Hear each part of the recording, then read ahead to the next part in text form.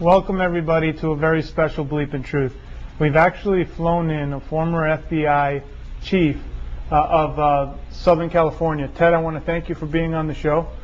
And I see a lot of times on shows where they cover conspiracy theories and they'll have a lot of things they talk about, but today we have someone that was in the FBI. He was personally hired by J. Edgar Hoover himself. Ted actually brought in his FBI identification when he used to be an FBI agent. When did you first become an agent? Chris, I entered on duty December 10, 1951, and that picture is dated May of 73, I believe, so that's about 35 years old. 35 years old. So Ted's here because for those of you that have been watching politics, there's been a lot of sex scandals starting in the last couple of years. They've always been there.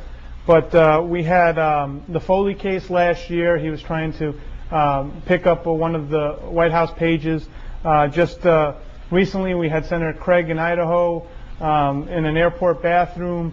And I don't know for those of you that caught the St. Pete Times today, but Ted and I were talking and we happened to see this at the newsstand. But there's a sex scandal here with the St. Pete person in charge of the city council. Now, Ted has spent his life investigating where all these things have come about, and he's actually investigated some of the most interesting scandals that you'll probably never hear. They'll get whitewashed, and Ted has brought actually quite a few documents on a lot of the things he's going to talk about. And for those of you out there, we have put the documents on bleepandtruth.com in Adobe format if you want to take a look at them. But Ted, thank you for being on. Chris, it's a pleasure to be here. It's a great city, and thanks for the tour this morning. Not a problem. And the breakfast. Yeah. I want to start out with how you actually came to be in the FBI and how J. Edgar Hoover himself hired you at 22 years of age. Well, I graduated from the University of Nebraska with a Bachelor of Science degree, Business Administration. I didn't know what I wanted to do. I had a number of offers from insurance companies and so on and so forth. Didn't want to sell insurance, and I heard about a fraternity brother of mine who was president of Hormel Meatpacking Company in Austin, Minnesota, and I said, well, I'll go up there and try. And I applied. I was accepted. I was a salesman for Hormel Meatpacking in Detroit, Michigan in the 1950s when right after I got out. And I'm driving down Grand River Boulevard, and I heard about a friend of mine, Dick Kinsey's his name, who had applied and was accepted in the FBI. And I'm saying, if Kinsey can get in, I can get in, because I'd always had an intrigue with the FBI. Because he and I used to play poker together and, chase girls in college and all that, which all the young guys do. So I applied. I drove right downtown, applied, and I'll never forget the agent's name. His name was Zimmerman. Uh-huh. And I was 22 years old. You had to be 25. You had to have 3 years experience. And he said to me, he says, I don't know, you're a little too young to apply for the FBI. I says, well, okay, I guess I can forget about it. He says, no. He says, do this. He said, write a personal letter to J. Edgar Hoover. Tell him, although you're only 22, you look like you're 28. Well, I actually looked like I was 19. So I wrote this personal letter to J. Edgar Hoover, and I said, although I'm only 22, I look like I'm 28. I still have a copy of that letter, by the way. And next thing I know, 6 weeks later, I'm an FBI agent in Quantico, Virginia, training, shooting, and all that sort of thing, collection, preservation of evidence, and the rules and regulations and all that sort of thing that you have to go through. So J. Edgar 14-week training course. He got the letter, and you got hired on as one of the youngest FBI agents. Yes. And that was in 1951. December 10, 1951, I entered on duty in Washington. Huh? So now talk about the one thing that I found very interesting was, how did J. Edgar Hoover, everybody knows about his personal files. He had dirt on everybody. Talk about how he wound up getting dirt on just about most of the politicians in power at the time, and how he was able to use that as an investigative file. But how was he getting dirt on everybody out there? Well, he was highly criticized, particularly after he died, because they had all these confidential files in his outer office. But they were there for a very practical purpose. And what happened is, let's say I'm an FBI agent and I go to a bank robbery, and I interview you. You're a witness, and you tell me what the suspect or subject looked like, 5'10", so on and so forth. And you give me that information, and then you say, oh, by the way, Mr. Gunderson, I have information about a Congressman XYZ who visited a house of prostitution, and he paid for the service with a personal check for $100. By the way, that did happen to a congressman from Tennessee. That's why I know about that individual. But and so when I write up two reports, I write up a report on the bank robbery, and then I write up a little separate memo on Congressman XYZ, and I send it to Washington. And Mr. Hoover would take that file, put it in his outer office, and keep it there.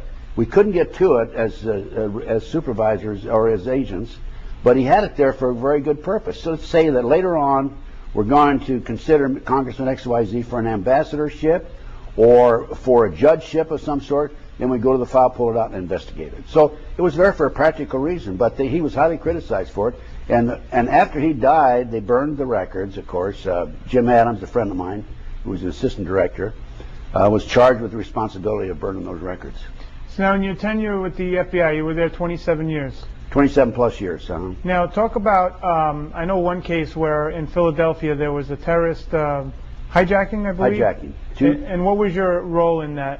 Well, I arrived at the airport about 8:30. They'd taken over a flight, National Airlines Flight 496 from Miami to Philadelphia. And they were on the outer runway with 113 passengers, 7 crew. It was a 727 Boeing. And I arrived there about 7:30, 8 o'clock, I guess. And I talked to Joe O'Neill, who was Commissioner of Police. I said, Joe, you and I are going to work together. So Joe and I each put on bulletproof vests. I said, Joe, let's try and get on the plane and talk to these individuals, see if we can talk them out of it.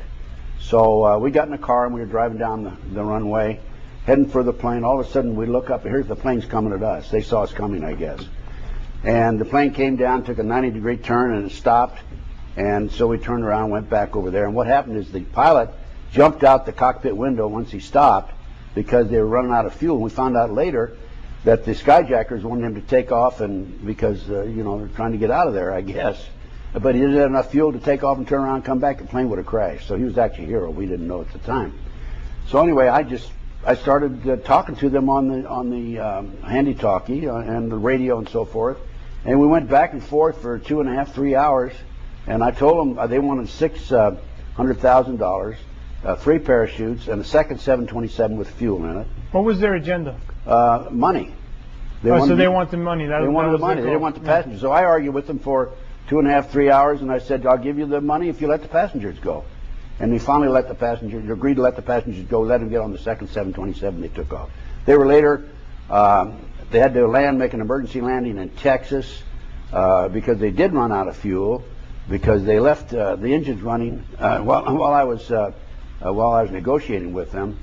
And they negotiated in Texas for 9 hours and finally gave up, and ended up getting one got 50 and one got 60 years. Wow! So now probably in jail today. So you had a storied career, and you also you were in charge of Southern California. Is that correct? Most of Southern California. I had 16 officers under me, and I had 3 special agents in charge. I was a senior special agent in charge. I actually replaced an assistant director. They changed the title in the field then. And we had 24 supervisors under them. I had over 700 personnel and $22.5 million budget, yes. So you, the way I understand it, at one point when J. Edgar Hoover had passed away, you were actually invited to interview for the job as FBI, overall director of the entire FBI. I was interviewed in 1975 in Dallas, Texas for the job, yes, for the director's job. And why did they hire an FBI agent overall? No. Why did they not hire an FBI agent you'll have to ask to head the Federal Bureau of Investigations? Well, that's the presidential appointment. You'll have to ask the president that question. But they didn't want another Hooverite, and I was basically a Hooverite. Hoover had been in the FBI, head of the FBI for 48 years. I served under him for 21 years. He was a great man. What was he like when you'd go into his office? Well, he sounded like a machine gun. He'd start talking. All you could do is just nod your head up and down or backwards or whatever you want to do. And his desk was elevated, and you always looked down. You were sitting down, you had to look up at him. Psychological situation. And kind of like what you have here, Chris.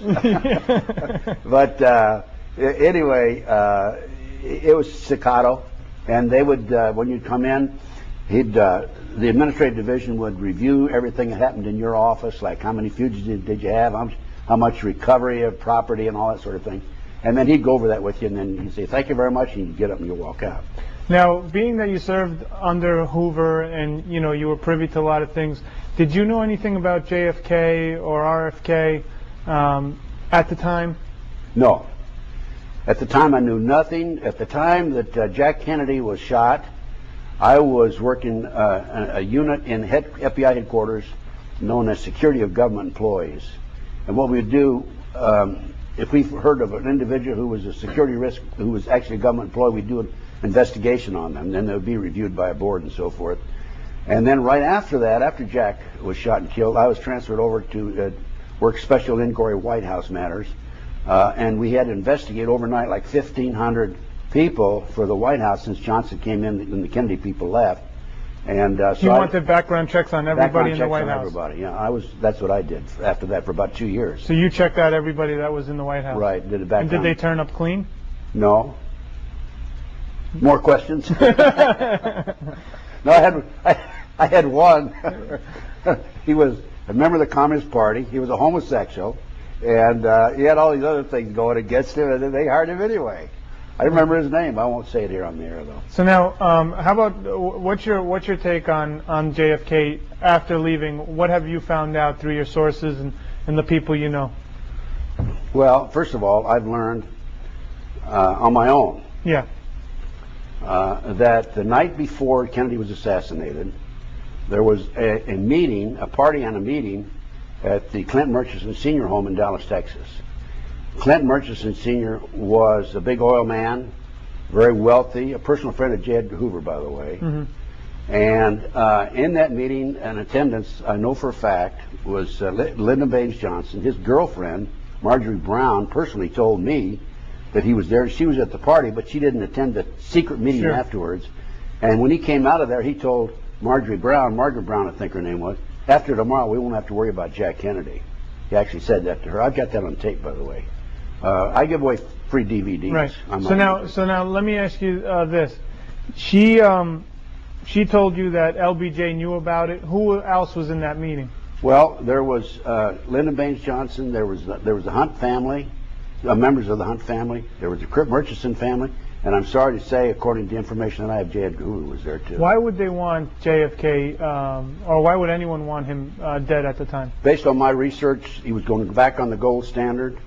He was upsetting the oil men of Texas, and he was going to make some changes. 10 days before he was shot and killed, he warned the American people that there was an enterprise, a criminal element enterprise in our government operating covertly.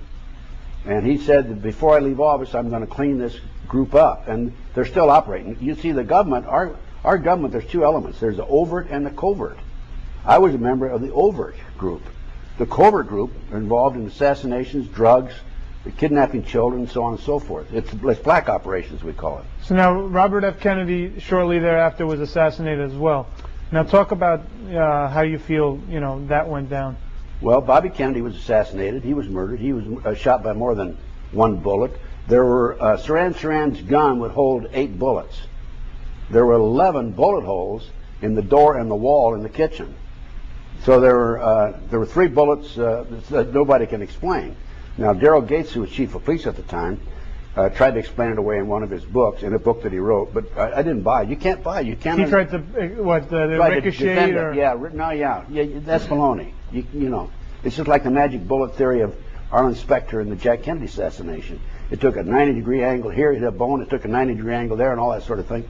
I mean, both assassinations, Bobby and Jack, because they were going to clean up America. They had both had gotten a glimpse of the government that most people did not, the covert operation. Absolutely. And their agenda was to clean that covert operation right out of the government. Absolutely. There's absolutely no question about it. They were not going to tolerate it. So now, but then what do you make of, let's say, Sirhan? Someone could say he's, a crazy gunman sitting in there.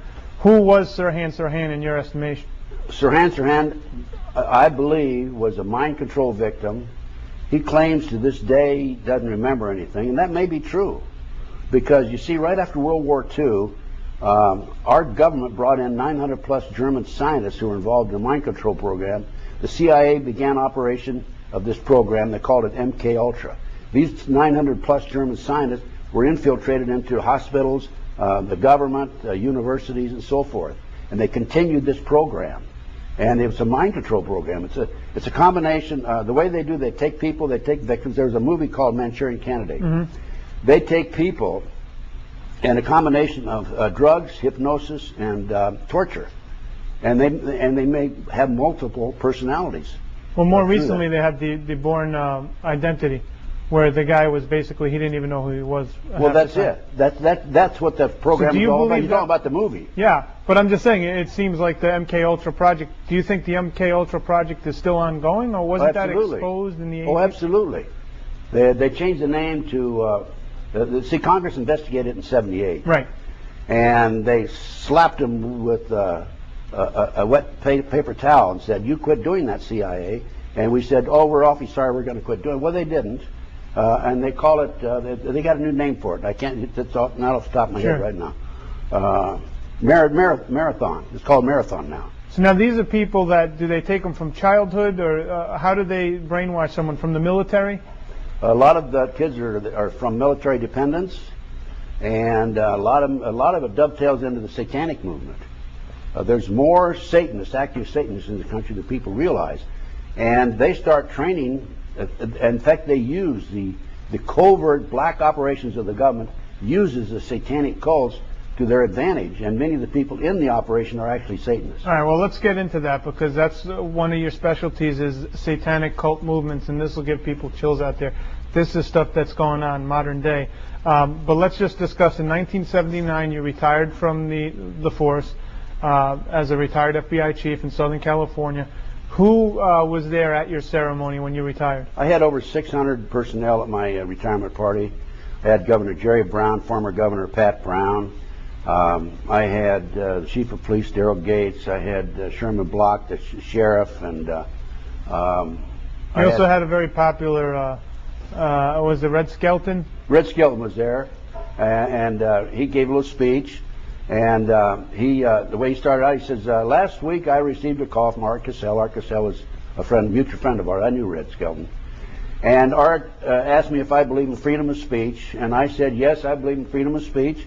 And Art said, "Good, you're going to speak at Ted's retirement party for free." Okay. That's the way he started out. And then there were some other actors, and the mayor was there, and so on and so forth. I had 600 personnel, people at my party. So now, there's two lives to you. There's the life that you spent in the FBI, and then there's a life that comes after, which is just as interesting when you go out on your own as a private eye. And I guess you were just out there to help people because you're on the government pension, right, after you retired? So at the time, you took on, talk about the case you took on right after you retired. Well, I retired and opened my own private investigative firm.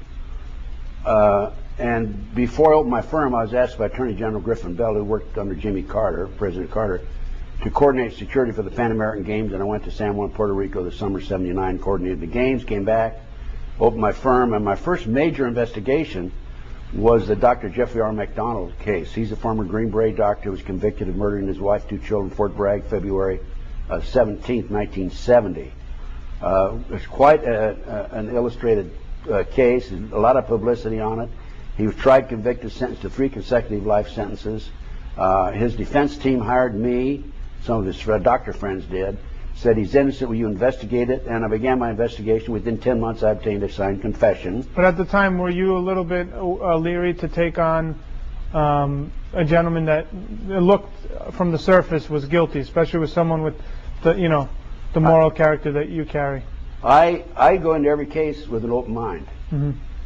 And I make up my mind once I get in and develop the facts. I don't assume anything in the beginning. Did you tell them anything? I told them that right in the beginning. I went out and talked to Dr. McDonald. I said, if you're guilty, I'm not going to do this. Right. If you're innocent, I will.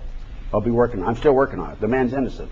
So talk about what happened. You said 10 months you got a sworn. I ended up with a signed statement from a girl named Helena Stokely who said that he did not commit those murders. They were committed by her satanic cult group. And she gave me all the details of movement in the house and everything else. We ended up presenting that in a hearing, and we were ignored. Now, the latest developments on this case is very interesting because I was just on Discovery Channel earlier this year. Latest developments in this case are in 1997, the judge ordered DNA tests. And the judge said that only the prosecution could be present when they opened the evidence envelopes. There were 15 evidence envelopes. And the prosecution came back and said, oh, yes, there were 5 envelopes that were empty. We're sorry. and he would only let the prosecution be present when they opened them. So what happened to the evidence in those 5 envelopes? We don't know. But the DNA tests have been completed. I understand that the tests are on the judge's desk, the results, and he has refused so far to conduct a hearing. So you think this is part of like the covert operations you're talking about? Absolutely. So now, explain why a satanic cult, what's their motivation to go in and kill Dr. McDonald's family? The motive for the case, Helena Stokely's satanic cult group, that's who actually committed the crimes, were involved in distributing drugs that were being flown in from Southeast Asia in the body cavities, plastic bags in the body cavities of the dead GIs during the Vietnam War. Which you've provided articles and news articles about this. I researched it at the UCLA library. So they were actually smuggling drugs in the dead cavities of Vietnam vets that were passed away. That's right, in plastic bags in the dead cavity. And so if this satanic cult group was identified as the perpetrators, the murderers, the assailants, what would they have done? That would have opened up this whole operation. So they had to put a lid on it. They had to cover it up. Well, because Dr. McDonald was the doctor that when these guys would have overdoses, they'd go to? Well, he was in the civilian hospital, Moonlight Civilian Hospital. So they'd go to him rather than to the military hospital. Gotcha. Because they'd be given dishonorable discharges. Somebody in the civilian hospital was telling the Army about it, and they were still being given dishonorable discharges. So that's what it was all about. That's the reason for the cover-up. And the Colette, the wife, had skin under her fingernail, which would have eliminated Dr. McDonald completely as the person who committed the crime, and that skin disappeared. It was given to William Ivory, the chief investigator, CID, Army investigator, and he said he claims he gave it to the laboratory, but nobody knows what happened to it. He says that. But and so what you're saying is, even with DNA evidence, the judge will not reopen the case? I'm saying that the DNA evidence right now is available and nobody will review it. They refuse to have a hearing on it. So this man will spend life in prison?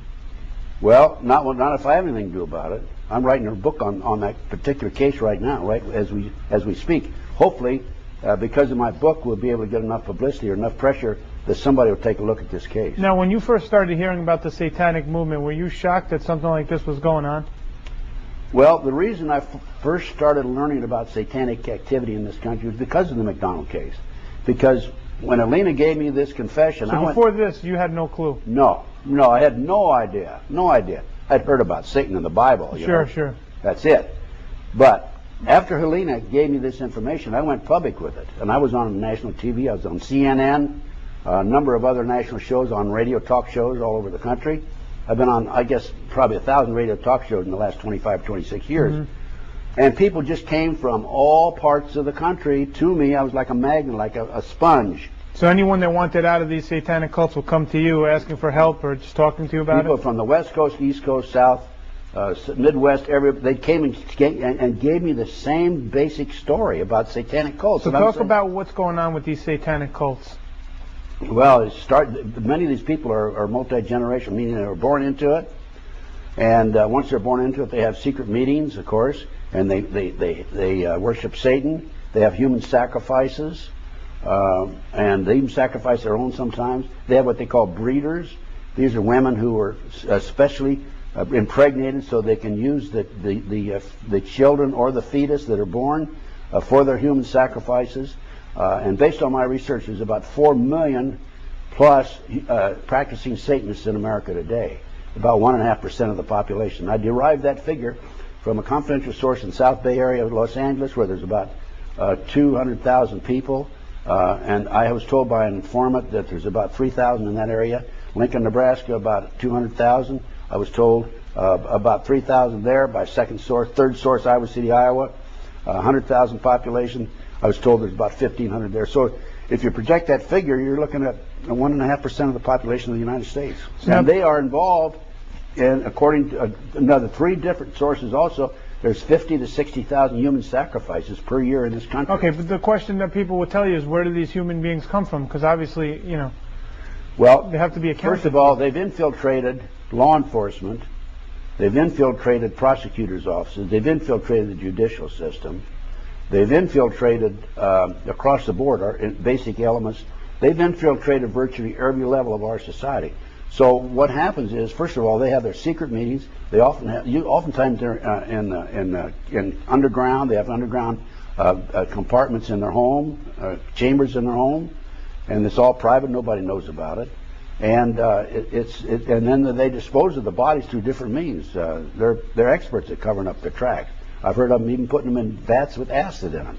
So now, when we hear about like thousands of missing children going missing in this country every year, where do they go?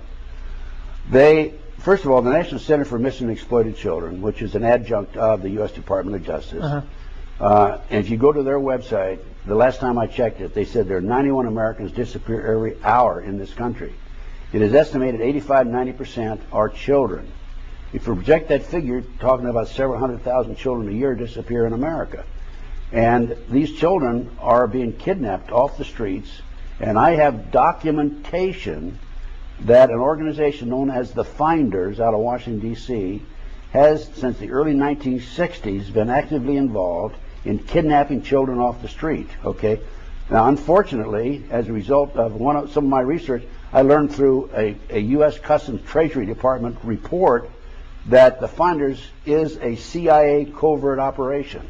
So why do they want these kids? What do they do? The kids are auctioned off. I talked to one of my sources, told me he's attended 6 auctions where kids were being auctioned off. He was part of the network, and there were as few as 6 and as many as 36 children that were auctioned off. They were each auctioned off for up to $50,000 each. The children are ages 2 to 21, boys and girls. They put a label, a number around their neck, tie a string around their neck and put a card with a number on it. They bid, they put them up on a stage, they bid on the number. The kids come out, they put them in an airplane. There's one base a small field about 50 miles out of Las Vegas, Nevada, which is where some of the auctions are taking place. Put them on an airplane, kids leave, they disappear. And the kids are all doped up, of course. They put them in campers. The kids are, once they're in the camper, they dope them up, they're sleeping. The police stop them, they say, my kid's asleep, leave them alone, and all that sort of thing. And they use these kids for sex slaves, they use them for body parts, and they use them for their sacrifices. All right, talk about the case that you had discovered where they were bringing kids into the White House. You're talking about the Jeff Gannon case. Well, no, I'm talking about they were shipping in during the Reagan administration. I believe you called that the Franklin cover-up. Okay. You're talking about the Franklin cover-up? Yeah, talk about the Franklin cover-up. Well, in my travels, quote, end of quote, because of my work and the fact that I've gone public with it, as I told you a few moments ago and as we discussed, people come to me with a lot of information. So as a result, I've been involved in a number of very sensitive investigations. And the Franklin cover-up is one of those investigations. And the Franklin cover-up, there was a savings and loan in Omaha that was catering to the minorities. It was being operated by a fellow named Larry King, a black man, who was high up in the Republican Party, not Larry King Live, of course. Right. And he was they had like a $40 million shortage. The FBI and the IRS raided him because of the shortage.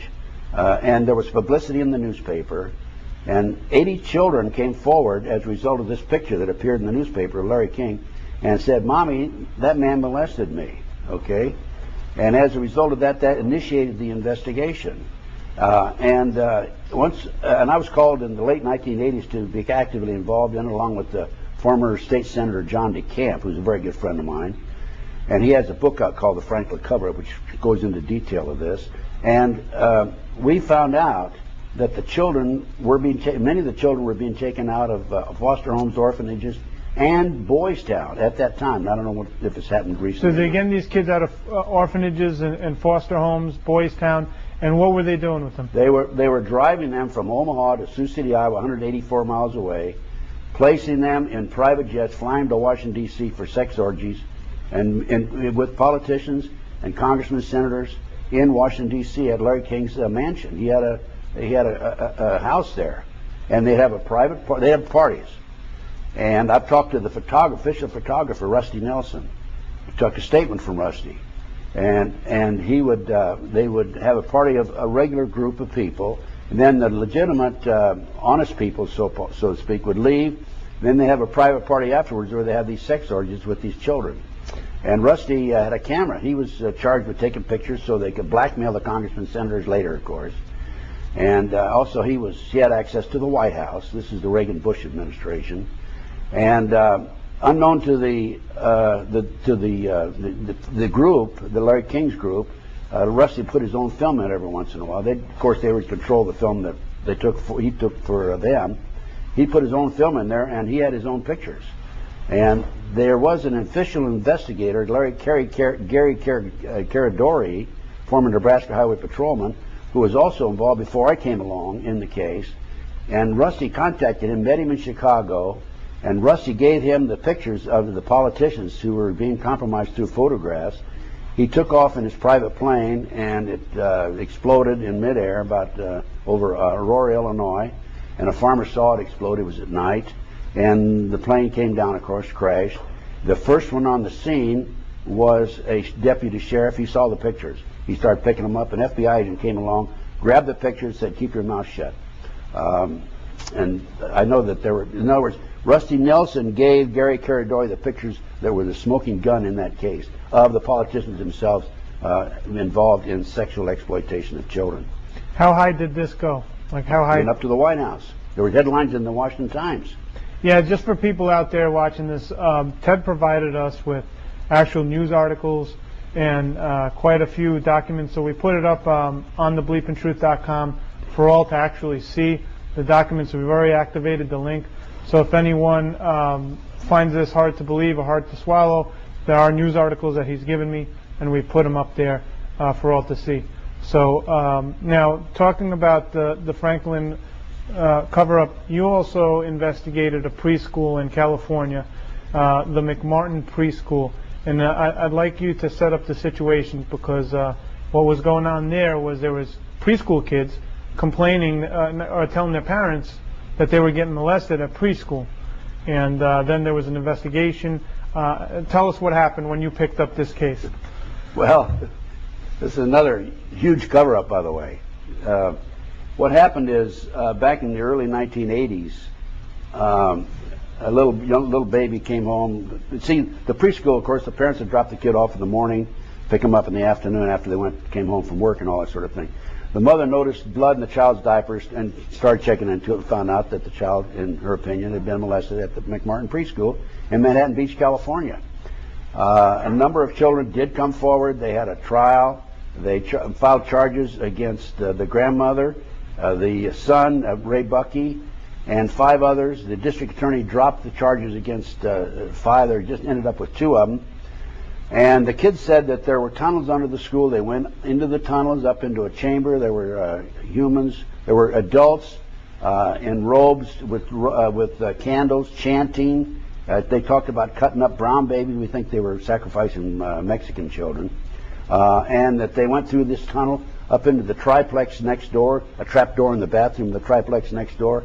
They were placed in cars, and they were taken out of the community and prostituted. And then brought back in. And then brought back in. 2, 3, 4-year-old kids were being prostituted in the community. So these kids are all telling their parents these stories. They told the parents these stories. And so the authorities went out in 1987 looking for the tunnels. Mm-hmm. And what do you think? They didn't find any tunnels.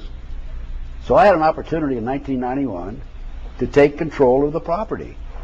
And it had been given to Danny Davis, the attorney, and he had, for his legal fees, and he had sold it to a contractor. And so I went to saw the contractor. I said, "Look, I want to go in there and take over and look for these tunnels." He said, "Well, if you'll assume liability," and so on and so forth. So I had an attorney friend of mine draw up a contract, assume liability, and we hired an archaeologist, Dr. Gary Stickle.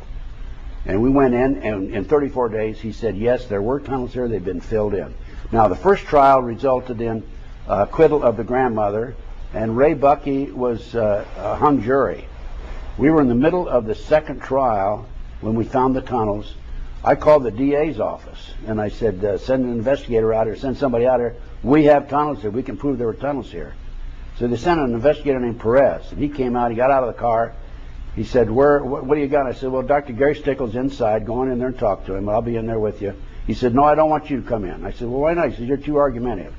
I said, no, what do you mean too argumentative? So I went into the meeting, and he's in there. He went in, and he tells Dr. Stickle, that there are no tunnels there. Dr. Stickle had said there were tunnels there. And this guy was from UCLA, Dr. Stickle, the He was an archaeologist? archaeologist. He had a doctor's degree. Right. And what happened, the tunnels have been filled in with debris or with dirt from another location. So you could see, if you take a knife and cut right through the ground, you can see where the natural soil was compared to the Did soil. you find any evidence in those Oh, tunnels? we found all kinds of evidence. What did you find? We found like 2,000 animal bones in there, and artifacts. We found vases, and all kinds of information. Did you And find we anything from the kids? No, no per se. No, nothing that would tie it into the kids. But we found the trap door. No magazines, no nothing like, of that no, nature? nothing like that. But the trap door was there in the triplex next door, and one of the fellows. In fact, there was an opening, probably about 2.5, maybe a foot and a half, 2 feet. We had one of the skinny archaeology diggers go in there and take pictures of the trap door, and there was a trap door there. Did the media pick up on this? The media covered it up. Mainstream media covered it up. And as a matter of fact, there was an article when Dr. Gary Stickle said that there had been tunnels that had been filled in. The media did an article on it. And the first part of the article said we didn't find tunnels. The last part of the article said we found tunnels. The trick that the media uses, because most people, they read just long enough to see if the tunnels were found, then they don't read anymore, as you know. We talked about that last night. Sure. Or this morning. But there were tunnels there. We found them. We presented them. Now, the reason for the cover-up, this trial was 2 years, and the first trial lasted 2 years, okay?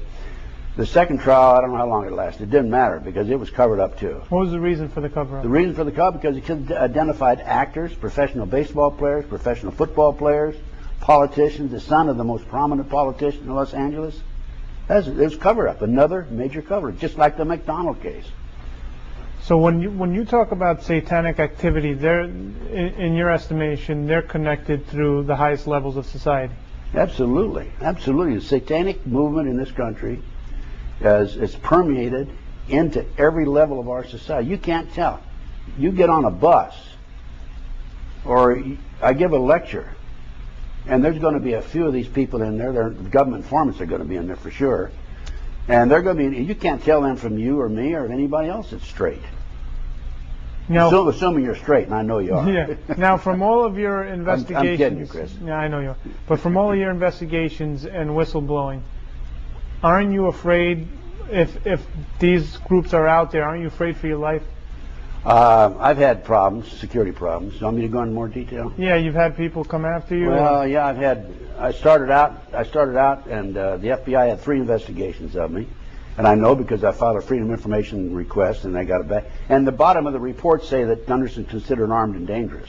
They forgot to add with knowledge, okay? And so I had 3 investigations of me. And then after that, you had we have the news article up there when they shot through your office. Oh, I had my window shot out. Yeah, October 15th, 2003. I was standing by the window, about a foot and a half or 2 feet from the window, and somebody shot the window on the 2nd floor. Yeah. I've had my window shot out twice at me, and I'm assuming you've been followed. You've been. Oh, I've had the whole night. After the investigation, I had a gunman waiting for me on at least 3 occasions I'm aware of, and I don't need to go into detail. We don't have time here, but I had to go into detail with you, I think, earlier about that. I had the FBI put a girl on me named Pam Fawcett. Talk about who Pam Fawcett is. Pam Fawcett was. I was working with F. Lee Bailey on a case, and she was trying to do some work on behalf of Bailey's defendant of a drug manufacturer in Central California. Mm-hmm. And she went to Bailey, actually Ken Fishman, who worked with F. Lee Bailey on his staff, and said, "How can I help?" And they came to me, and I said, "Well, let's see if we can put her in." It was a federal drug case. I said, "Let's see if we can put her in with the locals and see what she can find out." So I tried to run a sting on law enforcement. Okay, nothing illegal about it. So I put her in with the locals. And what I didn't know is the locals and the feds were all working the case together. So she was in with them. So she was in with them and didn't know it at the time when I put her in there. And so she called me one day. She says, "You know those drugs that I planted on it was a key witness against Bailey's client. I planted on so and so. What I did, I just want to let you know he's been arrested." So they're trying to say that I told her to plant the drugs on this key witness, and if I'd agreed to that on the telephone, said, "Yeah, Pam, they would have come and arrested me. What did you say? I said, no, I didn't tell you to do that. And I hung up the phone, called the police. I said, if you arrested this person, it's a bad arrest. Because otherwise, I'd have been committing a crime myself. So they were trying to entrap you and put you in jail. They were trying to entrap me, absolutely. So they tried to use her to set me up to do something to me, to put me in jail. I got a signed statement from her. So now the one thing... And then let me finish now. Yeah. So then after that didn't work. So what they did is they put a guy named Stu Webb out, who was an FBI informant, and tried to get him to put information out about me, disinformation. For example, like he's put out on the internet that I was kicked out of the FBI for practicing satanic ceremonies in the federal building, and just absolutely unbelievable. So what they do is they sling the propaganda machine at you. So instead of trying to do anything to you or arrest you, if they can't do that, they'll just discredit your name and smear your name. And it's worked. And it's worked because people start believing that. So a certain percentage of people believe it. Well, I'm they don't a spy believe, for the government, for example. Right. Well, they don't want to believe in, I'm assuming, satanic cults. That's one of the reasons. Do you know what I mean? Right. So that it's easier to believe that, yeah. you're... And then the latest thing, Chris, is I was living in Las Vegas, and a year ago last May, I was being poisoned. They were shooting poison in my car. They were shooting poison into my condominium in the air. And there's no question, because I went and had tests taken. I had arsenic and cyanide in me. I had tests. I'm an investigator. I know when things are not right, and I'm going to find out why. And so I moved overnight from Las Vegas to a small town in Nebraska, 296 people, Claytonia, Nebraska, and they've followed me there. They're out there. Now, when you say they, is it the satanic cult? Is it the government? Who is the one that? They, in my opinion. Yeah, who is they to you? They, in my opinion, first of all, when you have a covert operation as extensive as this, right, where they have teams of men running surveillances on you, and there's no return financially, right? It has to be a government entity. Right, because the corporation's goal is to make profit. It's to make money, make profit. Right. So this is definitely a covert government operation. There's no other explanation for it. So that's who they are. And mixed in with that, you have the satanic cults. And the satanic cults are part of it, and this covert operation is using the satanic cults to their advantage. Now, when you say cults, and I know I've asked you this, and a lot of people are curious of this, there's the Freemasons out there. There's what they'll call the Skull and Bones, the Illuminati. What are they in accordance to what you're calling the satanic cults? Well, first of all, the Masonic organization is a great organization. Mm-hmm. Okay, it's a philanthropic, and it's a great organization. But there are people at the top, again, infiltration, who are involved in this satanic movement. Now, in order to really explain this, you have to go back 235 or 35 years or so. The Illuminati was established in 1773. The Rothschild family in England ordered a defrocked Catholic priest, Adam Weishaupt, to come up with the 25 goals to take over the world. Those 25 goals were announced on May the 1st, 1776. Corrupt the youth through sex and drugs. Control the media, which they do, mainstream media. Elect our people to office. Elect our people as advisors, to infiltrate law enforcement and the military. There's 25 goals. They're very clearly defined. So what group did they channel those goals through? Was it the Freemasons that they put that through? The Freemasons, no. Some of the leaders of the Freemasons are involved in this, but they channel this through various organizations, through the satanic cults themselves. So that gives you the basis. There's a great book out called Pawns in the Game. Mm-hmm. That explains all this. Now, we have a lot of callers. I believe that we're going to take a few, and we'll see what the viewers have to say. Viewer, you're on the air. What's your name and what's your comment or question? My name is Jim, and I have to believe everything he is saying is the truth. My religion believes is there are so much satanic in our upper government that is just waiting for the Antichrist to come into control, and that is going to happen so soon. I'd say within the next 10 to 20 years, you will see the Antichrist come out into Jerusalem, and all these satanic cults. This is all part of our end times, which we are in, whether you believe it or not. And is there somebody that can stop these people from kidnapping these kids, and they know about it, and that are in the government, and there's not somebody that will help these Yeah. poor children? Good question, Jim. Okay. Go ahead, Ted. Jim, I have a report that I put together. I put together a tremendous number of reports. All the information I'll tell you now is documented tonight. Well, we put it up on the Bleepin' Truth website. Right. And then my report is called The Finders, the CIA covert operation kidnapping children. I have given this report to the FBI half a dozen times. They don't want it, right? They don't want it. They won't come talk to me. The FBI ignores me. As a matter of fact, when I retired, I'm the highest level FBI agent to ever come out and be public like this. And when I retired, I joined the Society of Former Special Agents of the FBI. I've been kicked out of that. Yeah, we have a document that basically they threw you out of Yes. the fraternal order where all the FBI agents... Because of my criticism of the FBI and the government. But I have gone to the FBI, given them my finder's report a half a dozen times, and they won't even come talk to me. Okay, we got another caller. Thanks, Jim. You're right. Viewer, you're on the air. What's your name or comment? Yes, hi. Actually, I've got two questions for you regarding the 1950s. The first is regarding J. Edgar Hoover. Often it's been said regarding organized crime that he was in denial about that. He said there was never truly like a mob or, I guess, a mafia in the sense.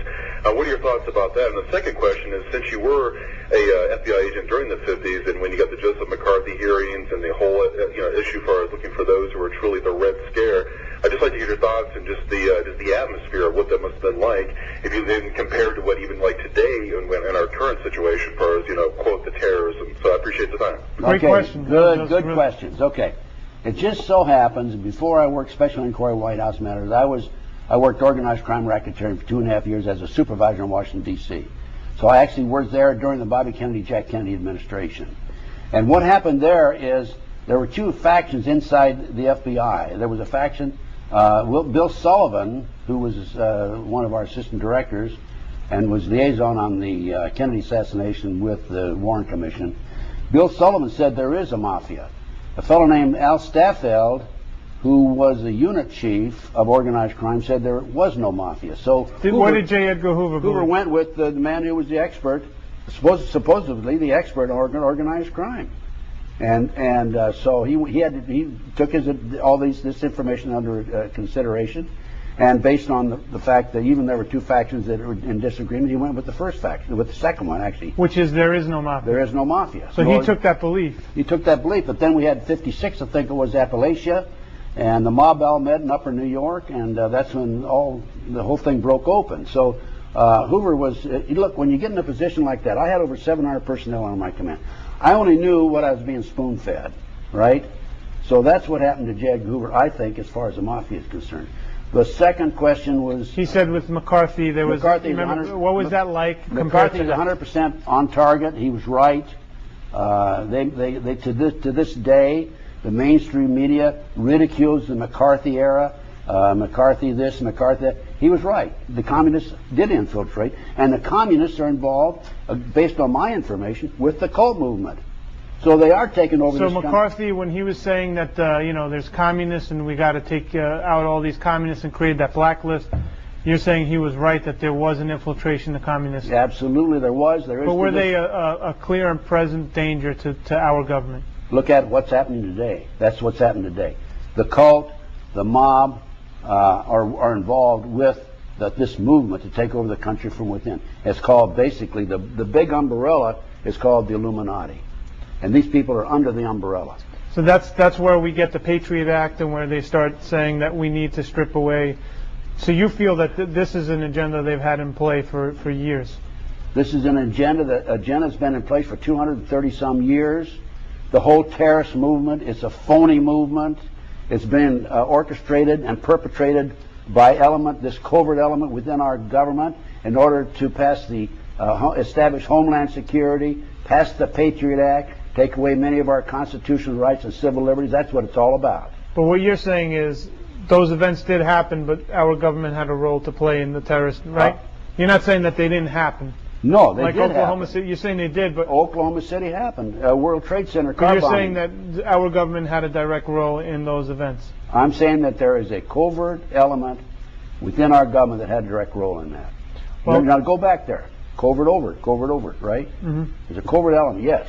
So there's a whole group of people that are in the overt element. In other words, they're doing the day-to-day job. They really are FBI agents, they're police officers. They have no clue, right? They're good, honest people. Good people in the FBI, police department, CIA, NSA. But there is a covert black operation that's active in this country.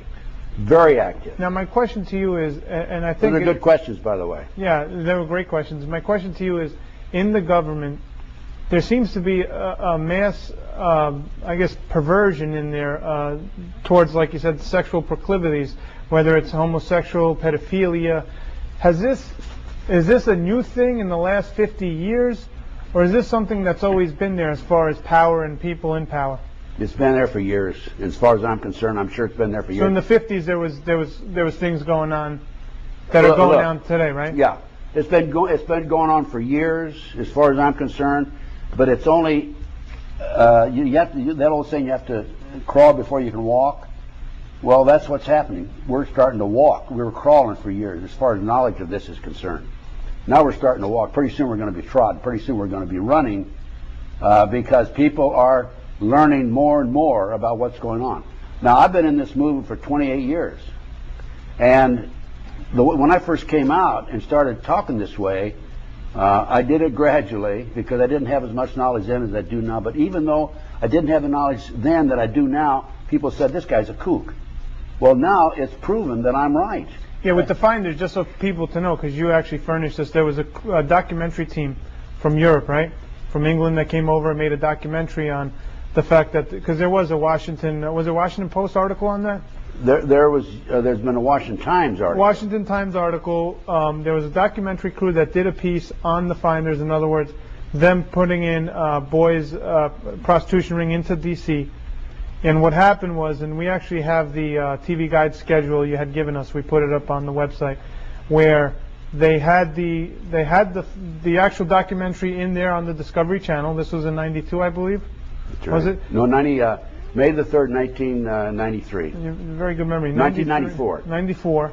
But then what happened was they changed the program schedule real quick, and then they put some animal show on there. They wouldn't put the finders. What happened in that interim? Why was the Discovery Channel not allowed to play that documentary?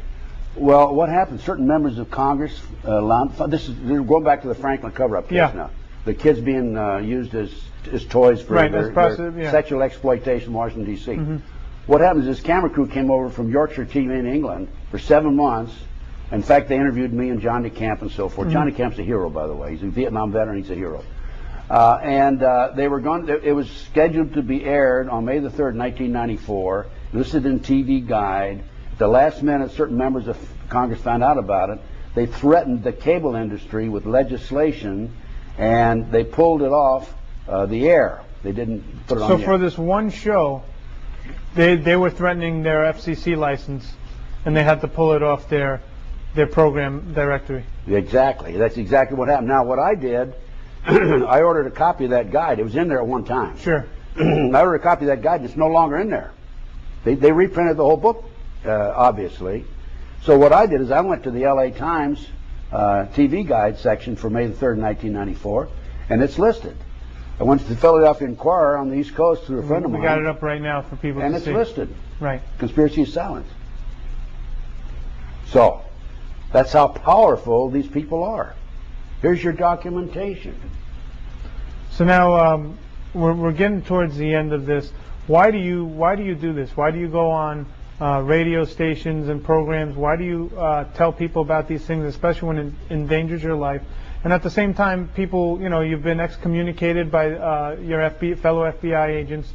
Why do you go out and spread the word around the country? And also, you still help on cases around the country. Lawyers fly you in, and wherever you could help someone, you do. Why do you keep doing this at 78 years of age? I have a conscience. I'm a Christian. I care about people. I love my country. Love my family. I have the training and the experience, and I have the knowledge in order to make this public.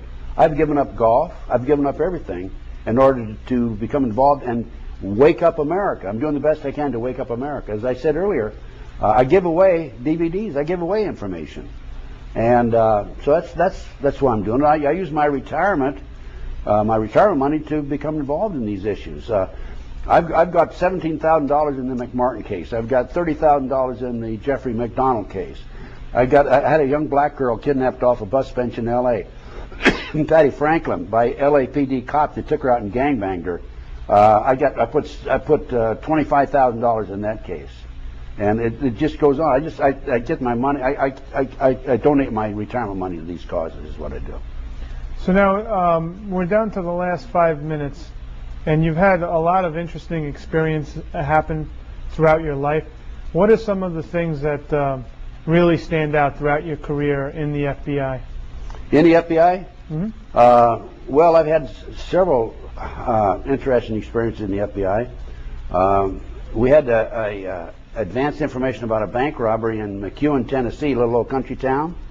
And it's a little old southern town with the wooden sidewalks and an overhead. Mm-hmm. And anyway, the bay window of the bank, you could see in from the street. And we knew when the bank robbers pulled up there that they're going to check the bay window. So we had agents planted in there, and I put them in wigs and dresses, so that if they came up and looked, they'd think there were women in there, not men. We were waiting for them. And long story short, they didn't come in on us then. We found out they came in later. We did get them out in the woods where they were hiding, because they dumped the car, dumped the evidence out there, and went on. So it's a lot deep. That was kind of an interesting experience. We had a shootout in a parking lot in Memphis, Tennessee, near the airport, involving 3 bank robbers, and they'd taken some bank robbery. They'd taken some bank tellers as hostage, so that we couldn't shoot at them. They were shooting at us. We had a police officer who was shot. I helped to rescue a police officer who was out in the open. That was interesting. So in the FBI, you had a lot of hijackings, bank robberies, and bank robberies. Yeah, I did everything. I was counter-espionage in New York. Picked up a 10 most wanted in Connecticut in my day, and the skyjacking, of course, July 12, 1972. Negotiating with those 2 terrorists. So I had a lot of interesting experiences. Do you miss the FBI? No. Why not? Well, particularly now, because the FBI has been infiltrated by the Illuminati, in my opinion. This is my opinion. So you believe after J. Edgar Hoover died, the FBI quickly became politicized once he had the stronghold, especially with his files. So they didn't want anyone like you or another FBI chief taking over. They didn't want anyone with a FBI background taking over. So what did they have take over? Well, they had an admiral take over, and they've had judges take over. So here you have all these FBI chiefs. So you were in charge of Southern California. There's others in different regions, and instead of any of you taking over the FBI, and you know how it works better than anybody, they had judges, they've had admirals. In other words, they've politicized the FBI. Absolutely. So the FBI doesn't hold the same kind of clout it had under J. Edgar Hoover. I did an interview. It's on DVD video. And it's captioned 911 failure, the new versus the old FBI. The new FBI has nothing that they can offer in the way of what we offered. The old FBI had integrity. We had integrity. We were the greatest law enforcement agency, I'm convinced, at least investigative agency in history. What do you make when they start pointing out with J. Edgar Hoover was a cross-dresser, and they start hammering J. Edgar Hoover's own behind the scenes? Well, I don't think he was. I think he probably had trick photography. The reason I say that is because this didn't come out until after he'd been dead for 20 years. Mm-hmm. And they said that the person that actually originally brought it out was questionable. Her character was questionable. She was the heir to a liquor fortune. So I don't think it's true myself. You think they might have tried to discredit him since he had all the information on all the politicians? And they tried to discredit me. Look what they tried to do to me. Well, Ted, I just want to thank you for flying